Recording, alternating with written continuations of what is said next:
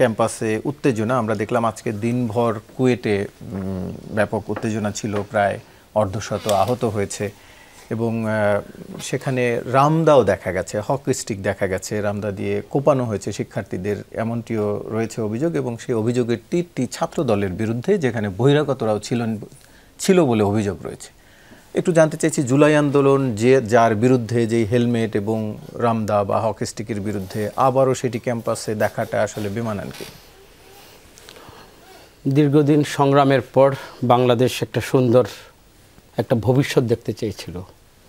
তো সেইখানে আজকের যেই প্রশ্নটা আপনি প্রথমে অবতরণ করলেন, এটা আমাদের জন্য দুঃখজনক, জাতির জন্য আসলে এটা আশাহত একটা ব্যাপার। কিন্তু আপনি ঘটনাকে কিভাবে মূল্যায়ন করবেন, ঘটনার সূত্রপাত কোথায়?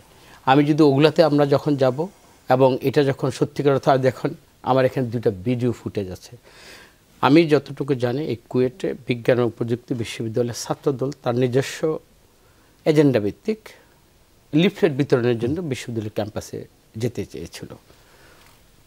সেইখানে আমাদের কিন্তু ছাত্র রাজনীতি বুয়েটে নিষিদ্ধ হয়নি।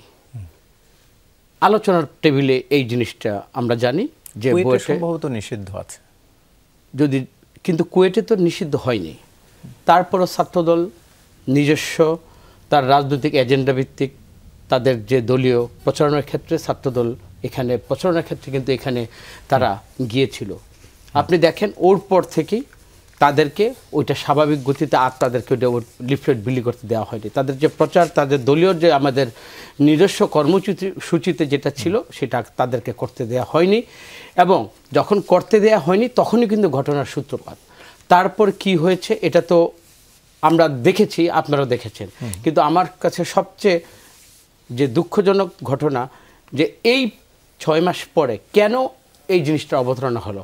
আমি তো মনে করি এই জিনিসটা পিছন থেকে কারা করেছে এবং কারা এটা লাভবান হতে চাচ্ছে।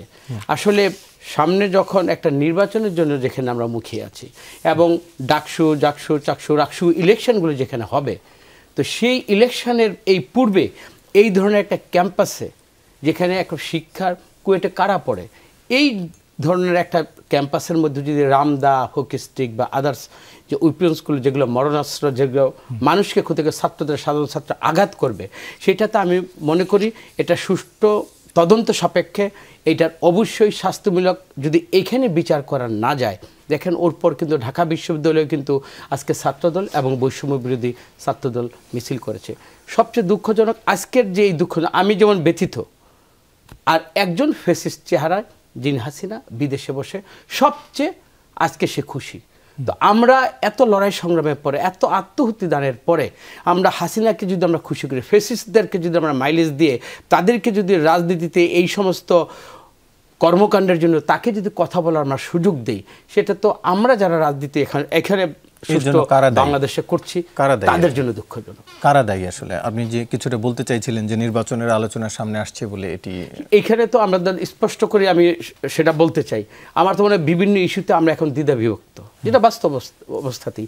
তো সুতরাং আমরা এই নির্বাচনকে আমরা প্রলম্বিত করার জন্য আমার মনে হয় এটা একটা ষড়যন্ত্র, এটা একটা ষড়যন্ত্র।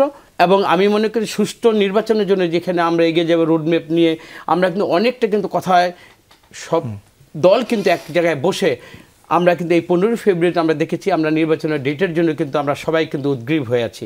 তো সেইখানে এই ধরনের যদি আমাদের মধ্যে অনৈক্য, এই ধরনের ভেদাভেদ এবং এইখানে যদি রক্তক্ষয়ী সংঘর্ষ যদি আমরা মুখোমুখি হই, এটা আমরা মনে করি এটা যা ঘটেছে এটা সুষ্ঠু তদন্তের মাধ্যমে এবং ভিডিও ফুটেজ আছে এবং তাদেরকে চিহ্নিত করেই কিন্তু আমরা বলতে পারবো যে এইখানে সত্যিকার অর্থে কারা জড়িত। তবে আমরা দেখেছি কয়েকটা ভিডিও ফুটেছে, ওইখানে যারা মেরেছে তাদের চিহ্নিত করার জন্য আমার মনে হয় বাংলাদেশের যে সংস্থাগুলো, আইন প্রক্রিয়ার সংস্থা, তারা অবশ্যই এটা ফাইন্ড আউট করে জাতিকে জানিয়ে দেয় যে এই ছিল সিচুয়েশন, এখান থেকে শুরু এবং এটার সাথে এই ছাত্র গ্রুপ তারা জড়িত। হামলাকারীরা ছাত্র দলের হলে কি ব্যবস্থা নেওয়া হবে কিনা দলীয়ভাবে?